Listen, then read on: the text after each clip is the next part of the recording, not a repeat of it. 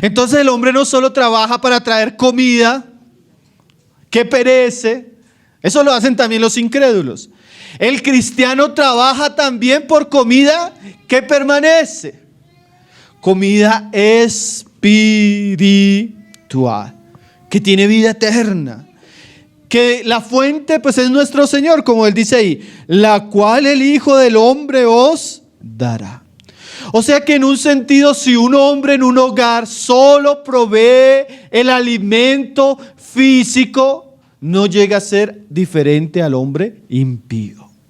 Porque Pablo nos dice que ya el impío hace eso. Entonces el creyente se caracteriza porque así como él ve que su familia tiene necesidad de techo, su familia tiene necesidad de comida, su familia tiene necesidad de abrigo, él sabe que su familia también tiene necesidad espiritual. ¿Sí lo sabía? Su esposa y sus hijos dependen en un sentido de su deber como hombre de proveer alimento para su casa. No quisiéramos pensar, y perdóneme la palabra, que los hombres cristianos son como los hombres del mundo, que son como animales esclavizados al trabajo y solo les preocupa traer el dinero, y cuando traen el dinero siente que ya cumplieron. Eso es parte, pero no es todo. Incluye usted proveer alimento de Cristo para los suyos. Y eso también es un trabajo. Eso requiere también un esfuerzo. Eso requiere a veces también levantarnos temprano. Eso requiere tener una vida verdadera con Cristo. Eso requiere nosotros alimentarnos de Cristo. Eso requiere sacarle tiempo a nuestras esposas y a nuestros hijos. Eso requiere pensar no solo en la barriga de ellos, sino en el alma. No solo en la ropa, sino en la eternidad. ¿Usted piensa como varón sobre eso, mi hermano? ¿Usted se preocupa por proveer eso en su casa? Lastimosamente, por causa de la caída, nosotros nos damos cuenta que generalmente las que son más inclinadas a la piedad en muchos hogares son las mujeres. Ellas son las que oran con los niños, ellas son las que les leen la Biblia. ¿Y los hombres? ¿Dónde están los hombres? ¿Dónde están los esposos que aman a sus esposas y las alimentan? ¿Dónde están los esposos que alimentan a sus hijos? Mire que la palabra habla de eso. Volvamos a Efesios 5. Efesios 5, verso 25. Dice: maridos,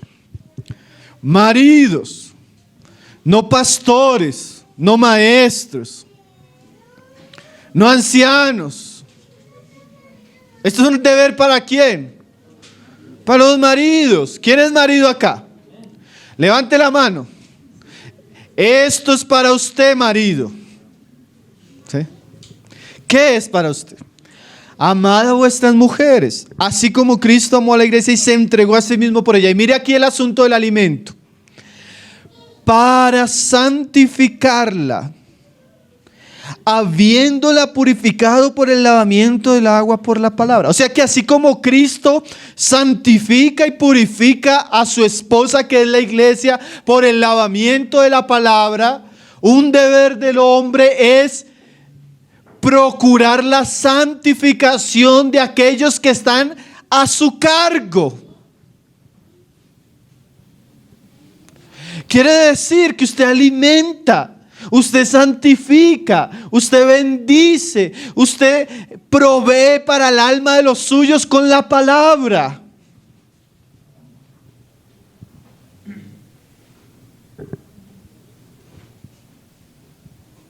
¿No será un gran pecado en el día del juicio decir que tal vez proveímos todo lo que ellos necesitaban físicamente y fuimos irresponsables en lo que ellos necesitaban espiritualmente? ¿No seríamos culpables, hermanos? A veces muchos se quejan de su esposa. ¿Cuánto le enseña usted la palabra a su esposa?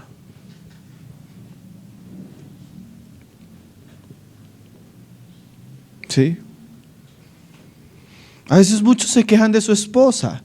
¿Cuántos libros cristianos le ha regalado a su esposa para alimentarla?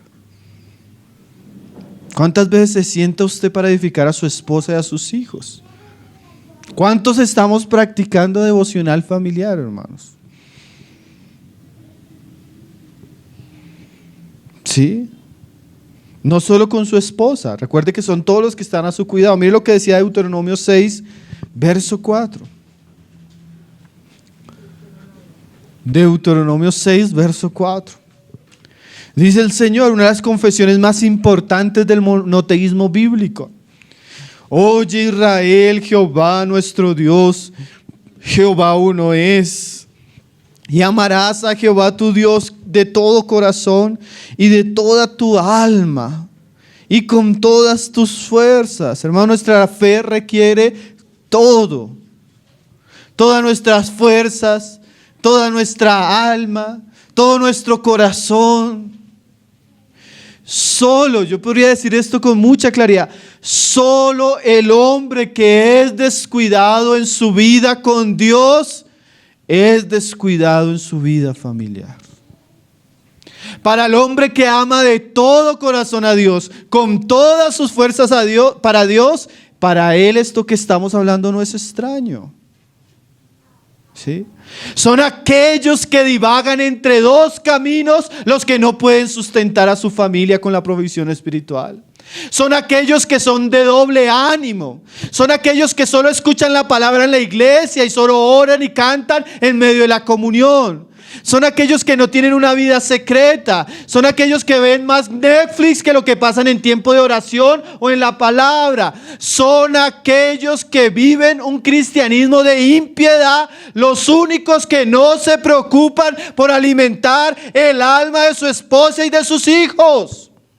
Solo un impío. No es de hombres cristianos descuidar la provisión espiritual de su casa. Si usted está en ese camino, necesita arrepentirse, mi querido hermano. No es responsabilidad del hermano Alberto, no es responsabilidad del hermano Pablo, ni de Andrei, ni de él. Ninguno de nosotros tiene deber con su casa. Es su esposa y son sus hijos. Usted va a pedir, Dios le va a pedir cuentas por eso a usted, no a ella. No a ella.